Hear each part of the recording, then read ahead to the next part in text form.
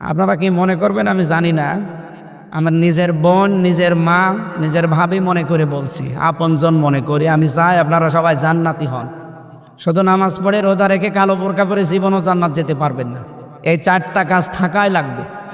1 নম্বরে ইদা সাররাতহ ইদা নাজারা ইলাইহা সাররাতহ, স্বামী যখন বাইরে থেকে বাড়িতে আসবে তাকে খুশি করা লাগবে। কথাবার্তা দিয়ে হোক, অভ্যর্থনা দিয়ে হোক, আচার ব্যবহার দিয়ে হোক, যেভাবেই হোক তাকে খুশি রাখা লাগবে যখন অন্তত বাইরে থেকে আসবে এই সময়টা।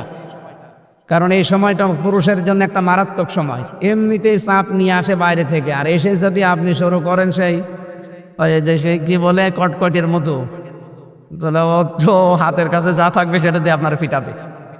এই জন্য হাদিসের প্রথম অংশ, যখন বাইরে থেকে আসবে কিভাবে আপনি তাকে খুশি করবেন আমি জানি না, আপনাকে আল্লাহ সেই ব্যবস্থা দিয়েছে, চেষ্টা করবেন 100 ভাগ।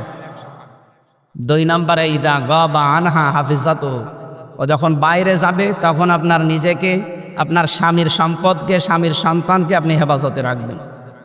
এটা আজ 100 জনের প্রায় অন্তত 95টা মেয়েদের ভেতরে পাওয়া যায় না। স্বামী বাইরে গেলে মনে হয় যে উনি দিন পেয়েছে। কোথায় কোথায় কার সাথে লাইন করে আল্লাহ জানে আর সে জানে। এটা বন্ধ করা লাগবে। 3 নম্বরে ওয়াতুইনু আলা দীনি যাওজাতিহা, এটা আসল বিষয়।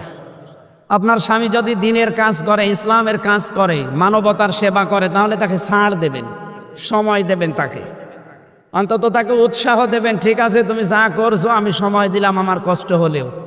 আপনি কিয়ামতে জান্নাতের 8টা দরজায় এই কাজের কারণে খোলা পাবেন। সুবহানাল্লাহি ওয়া বিহামদিহি। খাদিজাতুল কুবরার কথা বলছিলাম যে তাকে আল্লাহ জান্নাত বানিয়ে, ঘর বানিয়ে নিজে পাঠিয়ে দিয়েছেন সুসংবাদ দিয়ে, যে এইটা তার জন্য আলাদা একটা ঘর। অথচ তিনি জীবনে নামাজ পড়েননি 1 ওয়াক্ত, রোজা রাখেননি জীবনে একটাও, হজও করেনি একবারও, যাকাতও দেয়নি জীবনে। অথচ এই বিধানগুলো সব খাদিজার ইন্তেকালের পরে নাজিল হওয়া। একটা জীবনে নামাজ পড়লেন না, রোজা রাখলেন না, হজ করলেন না, যাকাত দিলেন না, অথচ জান্নাতে আল্লাহ ঘর বানিয়ে পাঠিয়েছে। কেন? একটাই কারণ, তিনি তার স্বামীকে সাহায্য করেছিলেন। তার জীবনের যা ছিল সব স্বামীর পায়ে দিয়েছিলেন। আপনার তো আমি দেওয়ার জন্য না, শুধু একটু সাপোর্ট দেওয়ার জন্য বলছি। 4 নম্বরে আপনার স্বামী যদি কোনো জায়েজ হুকুম করে, যেটা পছন্দ করে, যে জায়েজ, এটা জীবন থাকতে আপনাকে মানা লাগবে।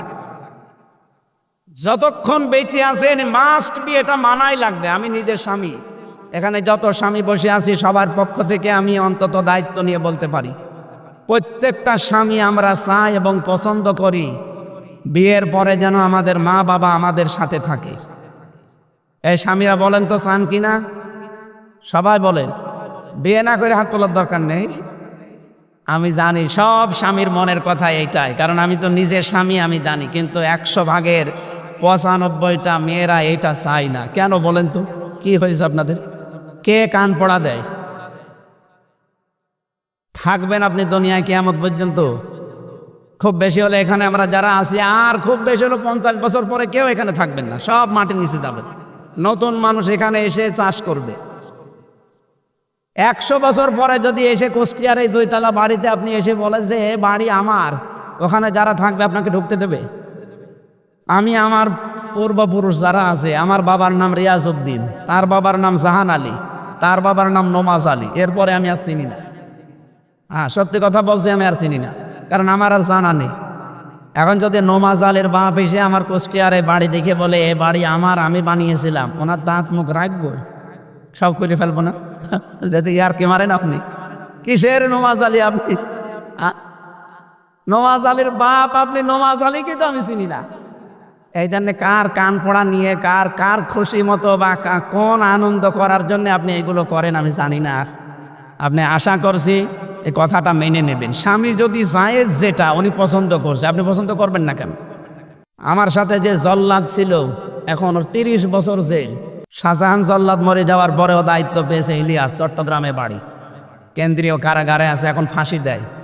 তো এই লোকটা আমার কাছে এসে একদিন কাঁদছিল আর বলছিল ফাঁসির ওই কন্ডেম ছিল, জীবনের কাহিনীটা, কেন জেলে আছে। 17 বছর সৌদি আরবে ছিল, দেশে আসার পরে বিয়ে করেছে, বোর সাথে শাশুড়ির মিল নেই। খালি বলে যে ওদের আলাদা করে দেন, ওদেরকে মানে মাইনাস করে দেন, অথবা অন্য জায়গায় পাঠিয়ে দেন, আমি এদের সাথে থাকবো না। এই শুধু কথা বলতে গেলে এইটা বলছে আমার টাকা একটা মাকে আমার বোনকে দিলে ওর মন পাওয়া যায় না, খালি জ্ঞানজাম করে আমার সাথে। একদিন একটু ওই সতর্ক করার জন্য, সংশোধন করার জন্য একটা থাপ্পড় দিয়েছি। এক থাপ্পড়ে ও ছাতা মরে গেছে, মানে একটু জোরে লেগেছিল মনে হয়, মরে গেছে। এখন ওর মা বাবা দিয়েছে মামলা, মার্ডার মামলা। এই যে আমি আজ 30 বছর এখন আমার জেল। বলেন তো আপনাদের এই ছোটোখাটো একটা বিষয়ের জন্য কি হতো? ওর মা বাবা, ওর কি টাকা পয়সা কম ছিল? 17 বছর বেটা বিদেশ কেটে এসেছে, অথচ আপনি ছোট মনের কারণে এটা করতে। আমি জানি মেয়েরা এখন বরদোয়া দেবে, যে বলবো হুজুর যেন আর এখানে জীবনে না আসে। আমার আর আসার দরকার নেই। তা আমি চাই আপনারা যেন বেঁচে চান, কিয়ামতে ধরা খেয়ে যাবেন। কিন্তু স্বামী যেটা পছন্দ করে যদি জায়েজ হয়, জীবন থাকতে আপনাকে মানা লাগবে। তাহলে এই 4টা কাজে জান্নাতের 8টা দরজা খোলা থাকবে, এক একটা কাজে 2টা করে জান্নাতের দরজা। আল্লাহ আমার এই মাকে, এই বোনকে, এই ভাবিকে, এদেরকে যেন খাদিজাতুল কুবরার মতো বানিয়ে দেন, আমিন।